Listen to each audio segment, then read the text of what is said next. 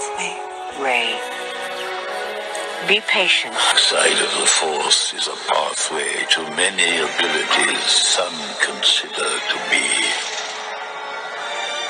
unnatural. Nothing's impossible. Yes, Master. 1,000 generations live in you now. We had each other. That's how we won. Done. All this time. It is your birthright to rule. It's in your blood. Our blood. Rey, never be afraid of who you are. Final word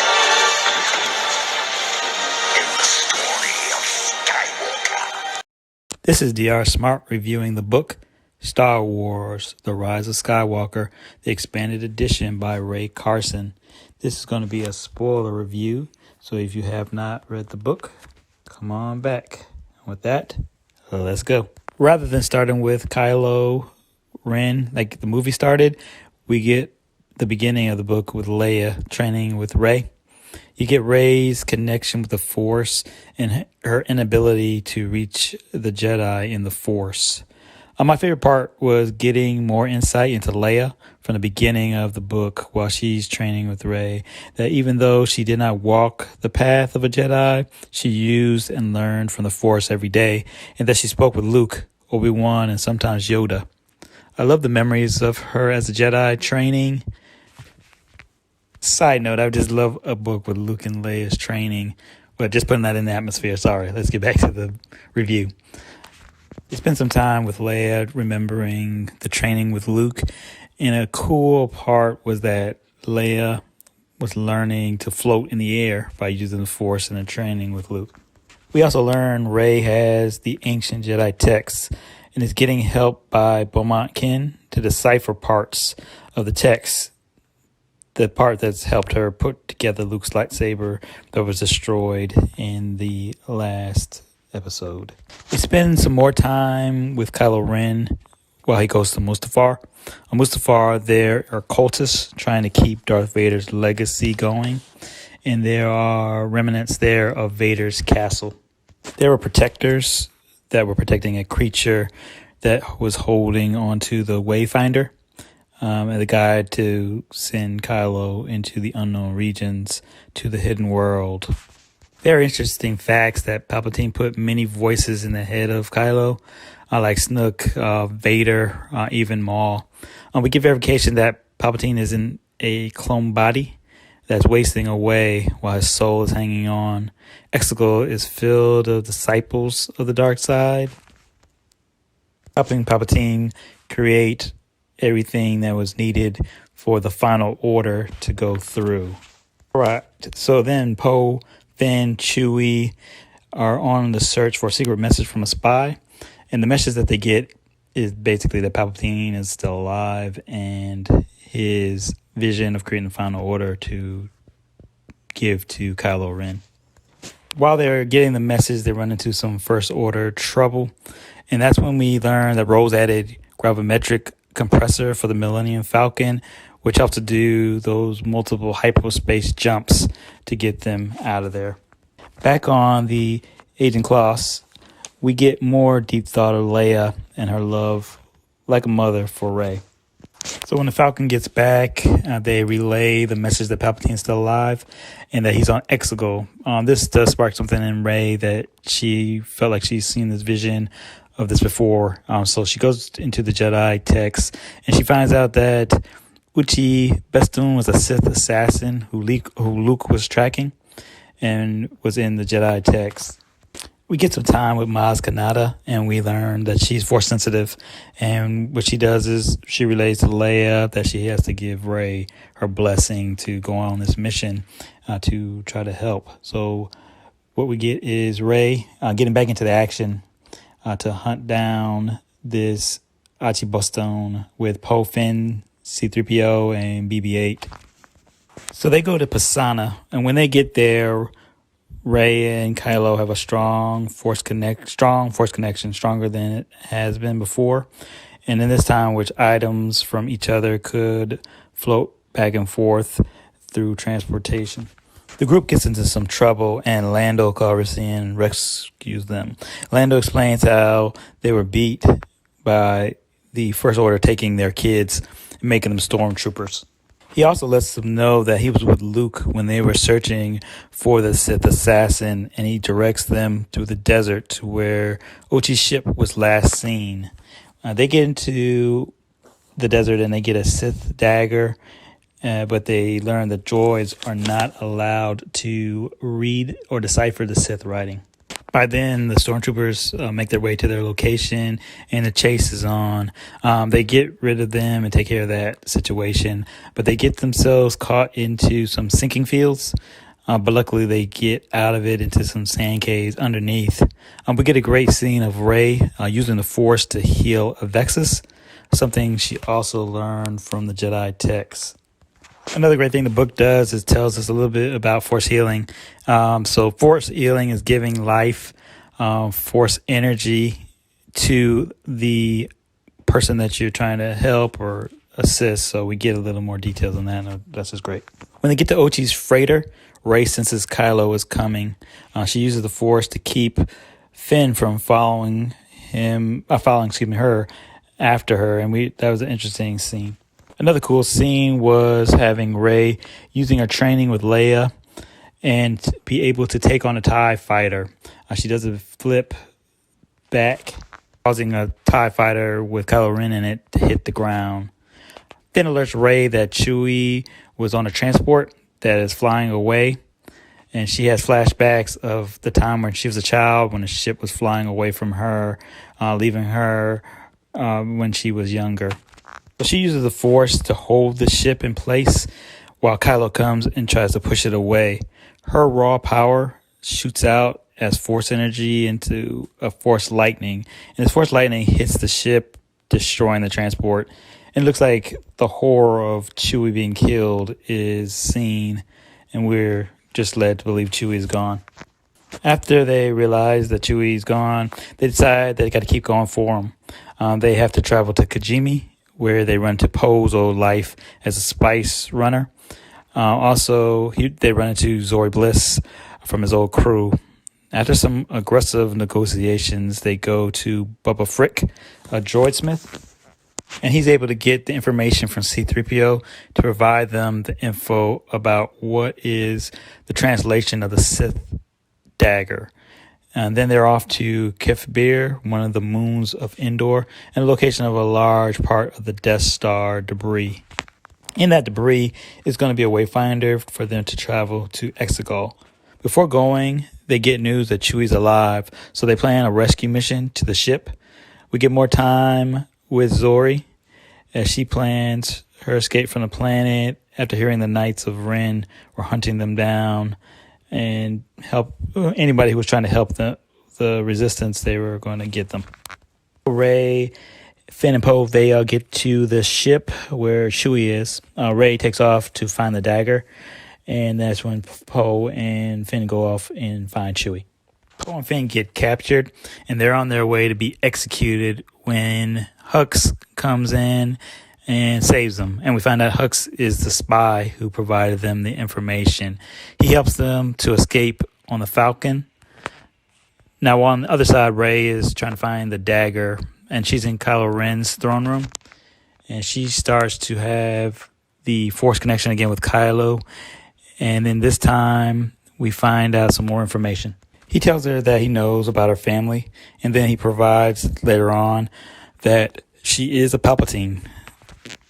Now, Kylo provided her this information thinking that she would turn to the dark side with it, but instead she escapes on the Falcon.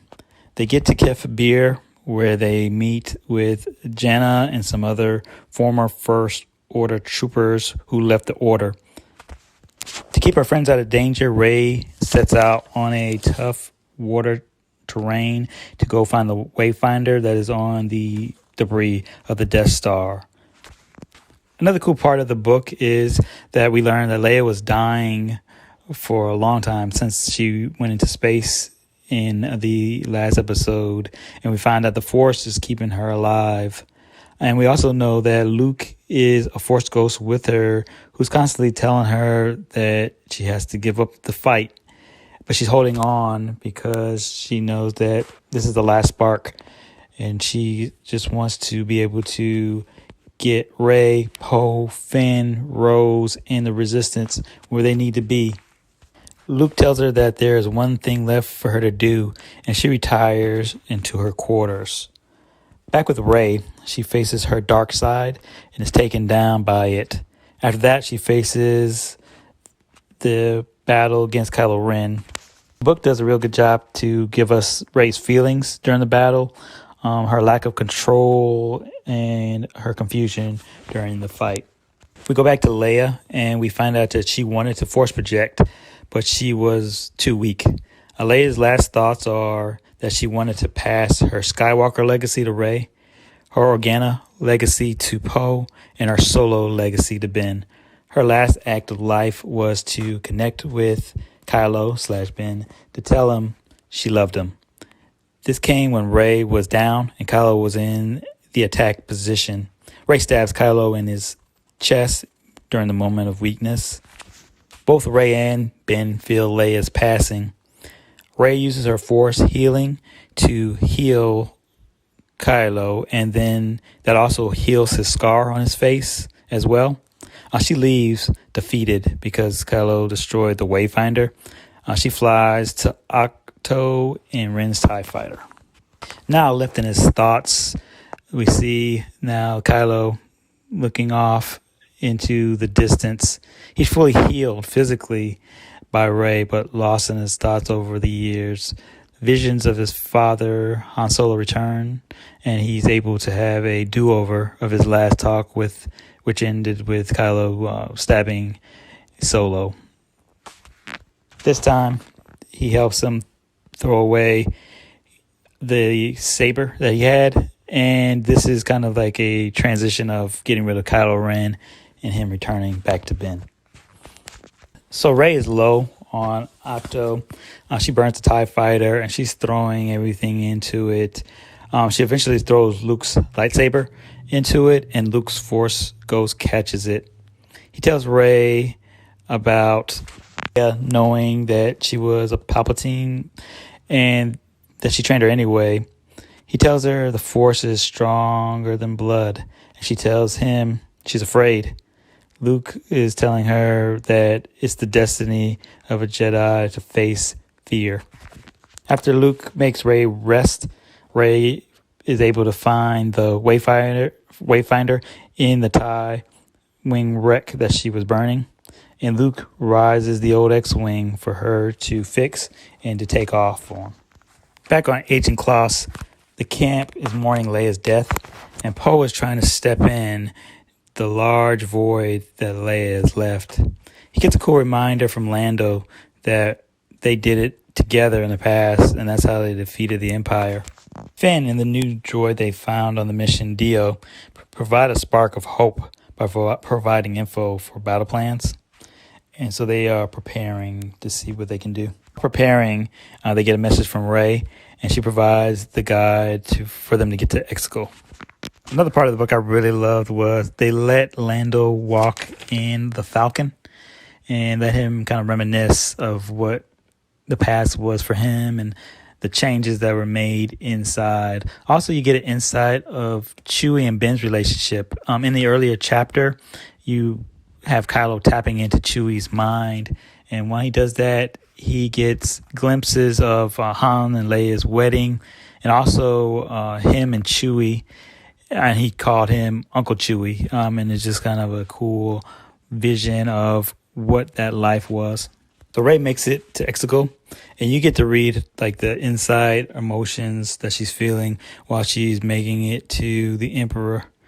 And we do get some information that the group on Exegol are Sith cultists waiting for the Sith to take power back again. We get a lot of insight with Palpatine talking with Rey as he speaks about him falling in the original Death Star when Vader throws him down, and that he used the Force to pull his consciousness into a new body. He had a secret place where he had a bunch of technology clones, things like that. And the body, though, he got in was not enough. So Palpatine was trapped into a broken, dying body. We also learned Rey's father was genetically engineered as a Strandcast. He had no force sensitivity, and he was seen as useless, powerless, and a failure. Rey is later told that if she strikes him down, then his spirit will pass into her, as all the Sith live in him. We learn Rey senses Kylo is reaching in there and knows now Kylo is Ben. With the battle taking place, the Emperor tells Rey that she can stop everything if she just takes over the throne. She fools Palpatine to buy some time for Ben to make it in there. When it's time for her to have to strike down the Emperor, she force projects Luke's lightsaber to Ben and then takes out Leia's lightsaber that Luke had provided to her while she was talking with him. Ben and Rey fight the Knights of Ren and the Emperor's guards. Up in the sky, we have Poe and the last of the Resistance trying to navigate there in the Exegol and try to take down the gunships that are going up that have Death Star technology. And so they're searching for the navigation tower, and we learned that General Pride was a mole for Palpatine for a long time, and he has moved the navigation signal to a command ship. Back in the throne room, we learned Palpatine drains Rey and Ben to be re-energized. And we learned some details about the rule of two is a deeper meaning that they were trying to find that dyad of the two to bring the energy that Rey and Ben have with each other. Palpatine then throws Ben off a cliff due to his anger of what Vader did to him. Back up in the battle, when things look like they are going to be a loss, we get Lando and all the fleets of the ships in the galaxy coming to fight. And we have a cool hero moment with Finn and Janna as well. So back in the throne room, Rey is down and out, and she asks one last time for the Jedi to be with her. And with that, we see the cool scene of her looking up into the stars, and then she hears the voices of the Jedis of past: Obi-Wan, Anakin, Ahsoka Tano, Kanan Jarrus, Luminara Unduli. We get Qui-Gon Jinn, Aya Sakura. We get Mace Windu. We get Adadai Galia. We get Yoda. And finally Luke, all encouraging her. Rey gets up and she gets both lightsabers to fight off the Emperor, who is now shooting force lightning at all the ships up into the sky.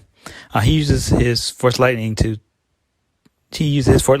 against her, and then she uses the force lightning to take him down. Rey's at near death when Ben uses force healing to bring her back. He dies, giving Rey back her life. So they win the battle, and they go back to camp with Poe, Rey, and Finn celebrating victory, but feeling like the Emperor could always come back somehow. We get some other cool scenes like Wicket and his son. We spend a little more time with them. We get Lando and Janna who are going to go off, and it looks like Lando's going to be driven to help the kids who are taken by the First Order find some kind of peace or even find their families. So we end with Rey, Finn, and Poe flying to Tatooine so they can bring the lightsabers to Luke and Leia. So they let Rey go on by herself to do this. Rey goes into the home of Luke, and she feels the memories of Luke and Anakin in that house. After bearing the lightsaber, she then turns on her lightsaber that's a white gold blade, and the staff is her casing. We end with Rey looking at the twin suns, which is a great end to this saga. This was a great book. It was great to spend more time with these characters. There was good clarification of Palpatine and how he stayed alive. More details about Leia's training was awesome, and more introspective information about Leia, Lando, and even Chewie. I recommend you get this book. It's really great. If you have any book comments or any book suggestions, leave me a comment. I can check those out. And if you like what you saw, leave me a like, or you can even subscribe. Thank you for your time, and you take care.